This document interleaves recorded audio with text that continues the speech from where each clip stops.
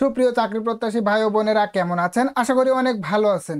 আপনাদের একটি লাইক আমার কাছে অনেক মূল্যবান, তাই যারা ভিডিওটি প্লে করেছেন অবশ্যই একটি করে লাইক করে ভিডিওটি দেখা শুরু করবেন। তো ভিউয়ার, সম্প্রতি পানি সম্পদ মন্ত্রণালয় নতুন একটি নিয়োগ বিজ্ঞপ্তি প্রকাশ করেছে, যেখানে আপনারা শুধুমাত্র এইচএসসি পাস থাকলে কিন্তু বাংলাদেশের যে কোনো জেলা থেকে আবেদন করার সুযোগ পেয়ে যাবেন। আপনারা প্রতিদিন নিয়োগ সংক্রান্ত সকল তথ্যের আপডেট সবার আগে পেতে আমার চ্যানেলটিকে সাবস্ক্রাইব করে পাশে থাকা বেল আইকনটি প্রেস করে দেবেন। তো ভিউয়ার্স, চলুন আর দেরি না করে মূল ভিডিওটি শুরু করা যাক। আপনারা যেমনটি স্ক্রিনে দেখতে পাচ্ছেন, গণপ্রজাতন্ত্রী বাংলাদেশ সরকার পানি সম্পদ মন্ত্রণালয় পানি সম্পদ পরিকল্পনা সংস্থা।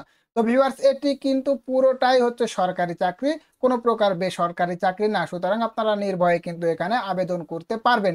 তো ভিউয়ার্স, এখানে আপনারা দেখতে পাচ্ছেন পানি সম্পদ পরিকল্পনা সংস্থার রাজস্ব খাতভুক্ত পদসমূহে অস্থায়ী ভিত্তিতে জনবল নিয়োগের জন্য নির্মুক্ত পদের পার্শ্বে বর্ণিত শর্তে প্রকৃত বাংলাদেশী নাগরিকদের নিকট হতে অনলাইনে দরখাস্ত আহ্বান করা যাচ্ছে। তো ভিউয়ার্স, এখানে আপনারা শুধুমাত্র অনলাইনের মাধ্যমে আবেদন করতে পারবেন। অনলাইন ব্যতীত কিন্তু কোনো প্রকার মাধ্যম গ্রহণযোগ্য হবে না। এখানে আপনারা দেখতে পাচ্ছেন প্রথম যে পদটি রয়েছে সেটি হচ্ছে কার্টোগ্রাফার। এখানে হচ্ছে আপনাকে 10তম গ্রেডে বেতন দেওয়া হবে, সর্বসাকুল্যে 38,640 টাকা।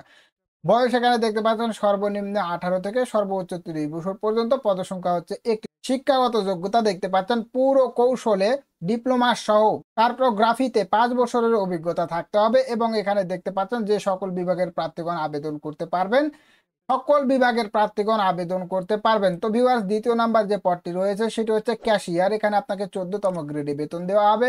বয়স সীমা দেখতে পাচ্ছেন 18 থেকে 30 বছর, এবং পদসংখ্যা হচ্ছে একটি। শিক্ষাগত যোগ্যতা এখানে দেখতে পাচ্ছেন বাণিজ্য বিভাগে 2য় শ্রেণীর স্নাতক ডিগ্রি সহ করণিক হিসাবে সরকারি বা আধা সরকারি সংস্থায় 5 বছরের কাজের অভিজ্ঞতা থাকতে হবে। যে সকল জেলার প্রার্থীগণ আবেদন করতে পারবেন: ঢাকা, ময়মনসিংহ, চট্টগ্রাম, রংপুর ও সিলেট বিভাগের প্রার্থীগণ আবেদন করতে পারবেন। তবে এতিম ও শারীরিক প্রতিবন্ধী কোঠায় যারা রয়েছেন তারা কিন্তু সকল জেলা থেকে আবেদন করতে পারবেন। 3 নাম্বার যে পদটি রয়েছে সেটি হচ্ছে গাড়ি চালক। এখানে আপনাকে বেতন দেওয়া হবে সর্বসাকুল্যে 22,490 টাকা।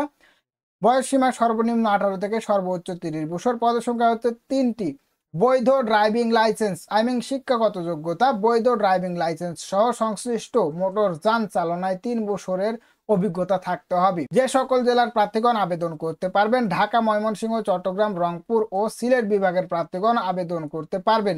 তো ভিউয়ার্স, 4 নাম্বার যে পদটি রয়েছে সেটি হচ্ছে নিরাপত্তা প্রহরী। এখানে আপনাকে 20তম গ্রেডে বেতন দেওয়া হবে, সর্বসাকুল্যে 20,010 টাকা।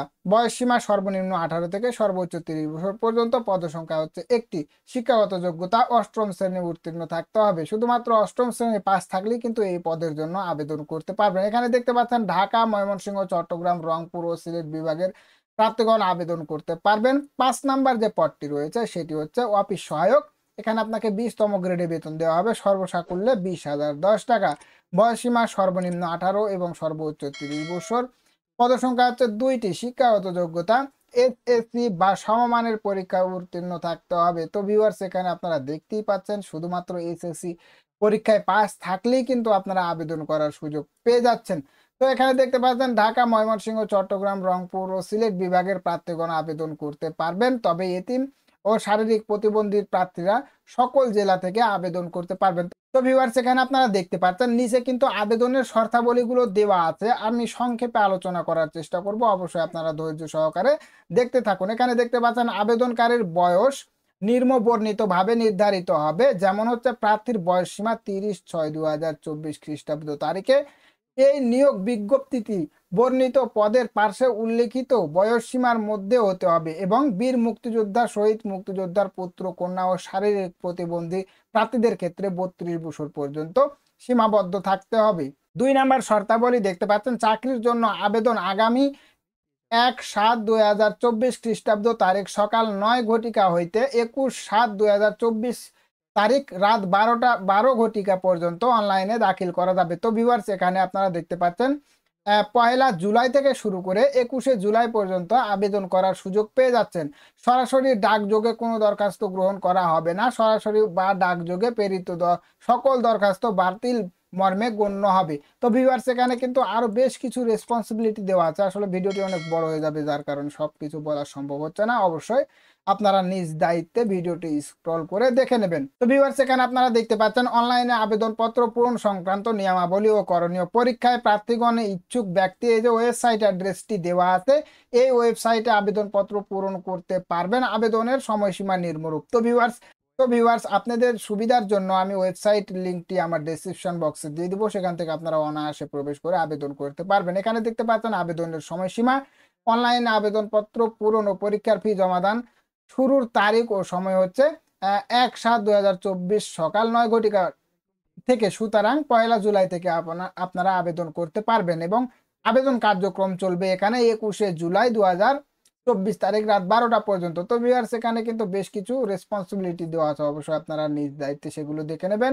এখানে দেখতে পাচ্ছেন পরীক্ষার ফি বাবদ আপনাকে যেই অর্থ পরিশোধ করতে হবে, যেমন হচ্ছে কার্টোগ্রাফার, এখানে পরীক্ষার ফি হচ্ছে 400 টাকা এবং টেলিটক এর সার্ভিস চার্জ 48 টাকা সহ 448 টাকা এবং ক্যাশিয়ার এই পদের জন্য সর্বমোট 336 টাকা এবং গাড়ি চালক এই পদের জন্য সর্বমোট 336 টাকা, নিরাপত্তা প্রহরীর জন্য 224 টাকা এবং অফিস সহায়ক পদের জন্য 224 টাকা আপনাকে অনধিক 72 ঘন্টার মধ্যে কিন্তু পরিশোধ করতে হবে। যদি আপনি অনলাইনের 72 ঘন্টার মধ্যে পরিশোধ না করেন তাহলে কিন্তু কোনোভাবেই আপনার সেই সার্কুলারটি আবেদনটি গ্রহণযোগ্য হবে না। তো ভিউয়ার্স আজকের ভিডিওটি এ পর্যন্তই ছিল। দেখা হবে পরবর্তী কোনো ভিডিওতে।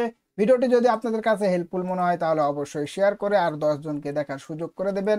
ধন্যবাদ সবাইকে।